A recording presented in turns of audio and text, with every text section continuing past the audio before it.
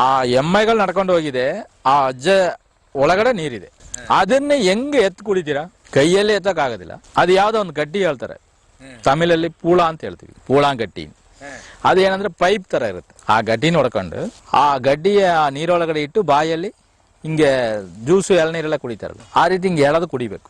ಅದರಲ್ಲಿ ಒಂಚೂರು ಜಾಸ್ತಿ ಎಳೆದು ಬಿಟ್ರೆ ಮಣ್ಣು ಬರುತ್ತೆ. ಅದರಲ್ಲಿ ಹುಳಗಳು ಕೂಡ ಇದೆ ಒಳಗಡೆ. ಎಲ್ಲಾರು ಕುಡ್ದು, ಈರಪ್ಪನಿಂದ ಹಿಡಿದು ಎಲ್ಲಾರು ಕುಡ್ದು. ಆಚೆ ಬೆಟ್ಟ, ನಮ್ ಈಚೆನೂ ಬೆಟ್ಟ. ಈ ಬೆಟ್ಟದಲ್ಲಿ ನಾವಿರ್ತೀವಿ, ಆ ಬೆಟ್ಟದಲ್ಲಿ ಅವ್ರು ಇರ್ತಾರೆ. ಅದು ಒಂದು ದೊಡ್ಡ ದಾರಿ. ಅದ್ರಲ್ಲಿ ಹೋಯ್ತಾ ಇದಾರೆ ಒಂದು 100 ಜನ. ಎಸ್ಟೇಪ್ನವ್ರು ಲೈನ್ ಆಗಿ ಹೋಯ್ತಾ ಇದಾರೆ. ವೀರಪ್ಪನ ಗೊತ್ತಿರುತ್ತೆ. ಅವ್ರು ಹೇಳ್ತಾರೆ, ನೋಡ್ರಪ್ಪ 12 ಗಂಟೆಗೆ ಮೇಲೆ ನೀರ್ ಬಂದ್ಬಿಡುತ್ತೆ, ದಾಟಕ್ ಆಗೋದಿಲ್ಲ, ಅದ್ರ ಒಳಗಡೆ ನಾವು ದಾಟಿ ಹೋಗ್ಬಿಡ್ಬೇಕು ಅಂತೇಳಿ.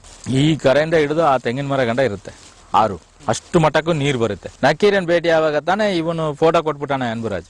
ಆ ಫೋಟೋ ಕೊಟ್ಟ ಮೇಲೆನೆ ನಾವು ವೀರಪ್ಪ ಜೊತೆ ಇದ್ದೀವಿ ಅಂತ ಇಲ್ಲಿ ಊರ್ ಎಲ್ಲಾರು ಗೊತ್ತಾಯ್ತು. ಇವ್ರು ಎದ್ದ ತಕ್ಷಣ ಏನ್ ಮಾಡ್ಬಿಟ್ಟಾರ, ನಕೀರನ್ ಮರಿ ವೀರಪ್ಪ ಅಂತ ಹೇಳಿ ಹಾಕಿ ಎಲ್ಲ ಕೊಟ್ಬಿಟ್ಟಾರ. ನಕೀರನ್ ಬುಕ್ಕಳೆಲ್ಲ ಬಂತು. ಮಾಪ್ಲೆ